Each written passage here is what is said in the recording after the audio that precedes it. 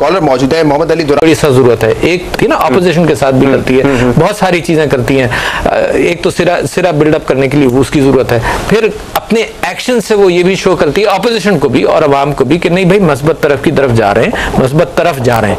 अच्छा, ऐसा ना हो कि अवाम एतराज करे कि जी बड़ा करप्शन है और बहुत दिनों बाद प्राइम मिनिस्टर साहब का एक एक्शन हो। एक्शन अच्छा हुआ, स्टील मिल के अंदर उन्होंने एक एक्शन लिया। एक्शन तो कुछ नहीं हुआ, खाली अगर चेयरमैन को हटाना, this is not the action. मैं फिर भी कह रहा हूं, अगर वहां पे कुछ मिसमैनेजमेंट हुई है, करप्शन हुई है, उसको आइडेंटिफाई तो होना चाहिए। सिर्फ चेयरमैन हट गया, मगर बहुत सारी चीज तो अवाम के अंदर एक इस चीज की अफवाह पीपल्स पार्टी की इस गवर्नमेंट के साथ भी चल रही है कि करप्शन है और शायद वो भी हमें देखना ये जरूरी है कि हुकूमत ने खुद आइडेंटिफाई किया था या मीडिया के प्रेशर के बाद जो है स्टील मिल पर एक्शन लिया गया। तो लिहाजा ये बेनता जरूरी है कि कॉन्फिडेंस बिल्डिंग मेजर्स के अंदर हुकूमत का अपना रोल बेहतर हो, नंबर 2। नंबर 3 ये कि देखो, जब जिस कौम के अंदर आप मुसलसल उसको हिलाए जाएंगे जी बलूचिस्तान का हाल इतना खराब है, फलानी जगह इतना हाल खराब है, तो इसमें तेजी पकड़नी चाहिए। You see towards going towards solution, कि भाई लोगों को, बलूचिस्तान के लोगों को पता तो चले कि भाई बैठ रहे हैं, बात हो रही है, करेंगे, कॉन्फिडेंस बिल्डिंग वहां पर भी होनी चाहिए। चौथी बात मैं आपसे ये कहना चाह रहा हूं कि बजट के अंदर जो जहां आपने आज अवाम के हालात के सिलसिले में बात की है, तो इसके अंदर मैं आपसे ये अर्ज करूं कि जब IMF आपको कर्जा देता है तो उसको कतन साहूकार की तरह वो उसको कतन ये फिक्र नहीं है कि अवाम के ऊपर कितना टैक्स का बर्डन होगा। आपके अपने मिनिस्टर ने नहीं, आपके अपने पीपल्स पार्टी के एक रिप्रेजेंटेटिव ने ये बात की है कि जनाब 20% टैक्स जो है वो टॉप 10% लोग देते हैं, 20% टैक्स कौम का, और 16% टैक्स जो है वो बॉटम 10% देते हैं। ये कैसर बंगाली साहब ने ये बात कही है। अच्छा, अगर 16% टैक्स टॉप बॉटम के 10% बॉटम के लोग दे रहे हैं, कितने अफसोस की बात है। ये मुल्क बड़ा जालिम मुल्क है। अच्छा, ये पॉलिसी तो पीपल्स पार्टी चेंज कर सकती है ना कि टैक्सेशन को मैं इस चीज पे आना चाह रहा था। और मैं पहले आपसे ये भी जानना चाहूंगा कि ऑपोजिशन का क्या रोल है। ऑपोजिशन तो है ही नहीं, और ये पीपल्स पार्टी के लिए तो एक बड़ी पॉजिटिव बात होनी चाहिए कि एक फ्रेंडली ऑपोजिशन है जो कि आपको जहां पे क्रिटिसाइज करने की जरूरत है वहां पे क्रिटिसिज्म करती नहीं है। रेंटल पावर प्लांट्स का इशू आया, वो भी दब गया। शुगर स्कैम में उन्होंने कोई ज्यादा आवाज नहीं उठाई। तो आपके लिए एक बड़ी फ्रेंडली ऑपोजिशन है यहाँ पे मौजूद। डॉक्टर, इससे थोड़ी सी आपसे अर्ज कर लूं, मतलब आरिफ साहब के मैंने जो 10 में से 10 मार्क्स दिए थे ना, देखिए अगर हम स्टार्ट करें from the last September till this September, ठीक है, तकरीबन आज के ही दिन, मैं कंपेयर कर रहा था इस तरह से कि आपकी लॉ एंड ऑर्डर सिचुएशन क्या थी, इवन पीपल्स पार्टी के इस चीज में क्रेडिट मिलता है आपको जी, ठीक है। फिर हमने गुज़श्ता 12-13 वर्षों से हम एक चीज थी, बीमारी थी जिसको हम लिंगर ऑन कर रहे थे फॉर नो गुड रीजन। बल्कि अगर मैं इसको शुरू करूं कि इस बीमारी की इब्तिदा 78-79 से हमारे मुल्क में ठोस दी गई थी, और वो अब इस हद तक आ गई थी कि रिलीजियस फैनेटिज्म अपने उरूज पे था। ठीक, पीपल्स पार्टी की गवर्नमेंट ने 2 काम किए। 1, एक्शन डिसाइड किया। 2, उस एक्शन पे पूरी कौम को यूनाइट किया, और वो तमाम लोग जो किसी ना किसी हवाले से इसके अंदर मैसेज को डिट्रैक्ट करने की कोशिश करते थे। कभी ये कह के कि जी मैं तालिबान का तर्जुमान हूँ, ठीक है, उसको आइडेंटिफाई करते थे, उनको कभी मुजाहिदीन तक कहा जाता था।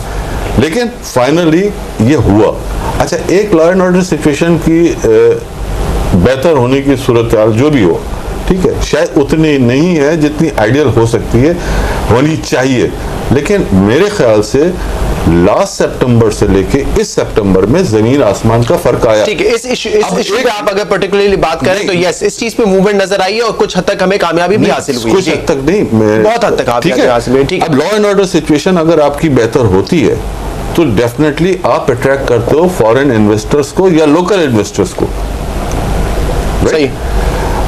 फिर आपकी पूरी कौम अपनी फौज के साथ खड़ी होती है, और वो जो आपके अंदर एक फासले पैदा करने की कोशिश की जाती है। आरिफ साहब ने कहा बलूचिस्तान का इशू आज का नहीं है, बलूचिस्तान का इशू 70s से आ रहा है, ठीक है, जिसको किसी ना किसी तरह से हमेशा मिस हैंडल किया गया। ठीक है, गुलाम साहब मैं आपकी तरफ वापस आऊंगा, तारिक साहब से व्यू ले लेते हैं। तारिक साहब, आप कैसे देखते हैं? आपसे मैंने रिसेंटली भी एक इंटरव्यू में बात की थी और आपने कहा था जो ओवरसीज पाकिस्तानीज हैं उनके पास बिलियंस ऑफ डॉलर्स मौजूद है, लेकिन वो पाकिस्तान में पैसा लेकर आने को तैयार नहीं है और उनको अप्रोच भी नहीं किया गया गवर्नमेंट की जानिब से। जैसा कि आपने कहा स्टार्टिंग में कि हमारी कोशिश इस टॉक में ये है कि आवाम के जो माशी मसाइल है उस पर डिस्कशन करें और जो डिस्ट्रैक्शन है उससे हम हटें। इस सिलसिले में अभी जैसे इन्होंने कहा चाइना का जिक्र किया, चाइना में कम्युनिस्ट पार्टी हुकूमत करती है, वहाँ तो कोई डेमोक्रेसी नहीं है।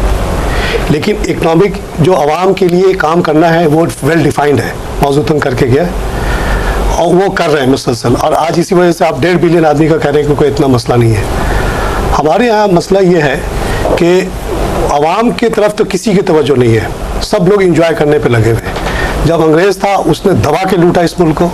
मैंने आपके टॉक में बताया था कि 1000 बिलियन डॉलर 8,000 बिलियन डॉलर यहाँ से लेके गया जी। उसके टैक्स सिस्टम ऐसा था कि maximum extraction and taking it to UK.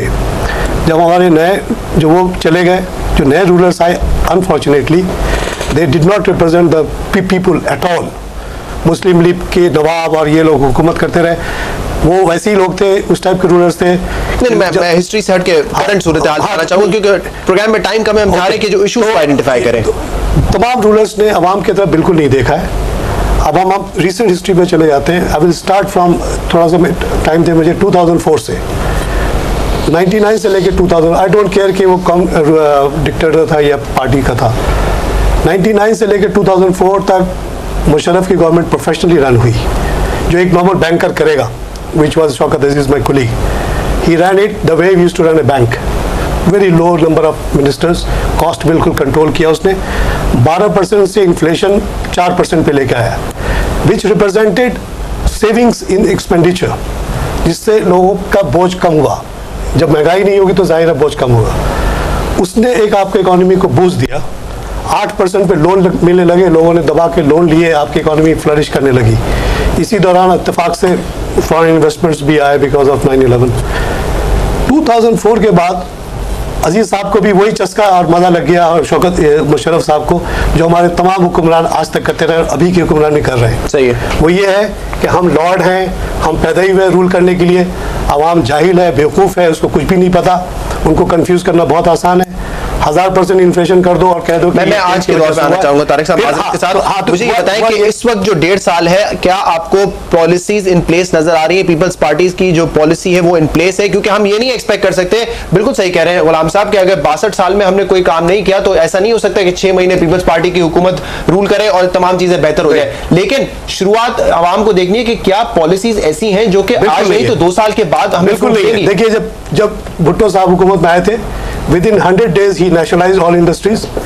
He brought in land reform.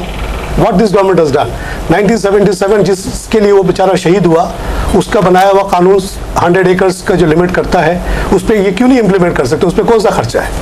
ये लोग कच्ची आबादी की बातें करते रहे, ये लोग हुकूमत में आ गए, लोगों ने, कच्ची आबादी वालों ने दिल खोल के इनको हुकूमत दी। अब तक कौन सी कच्ची आबादी कराची में है?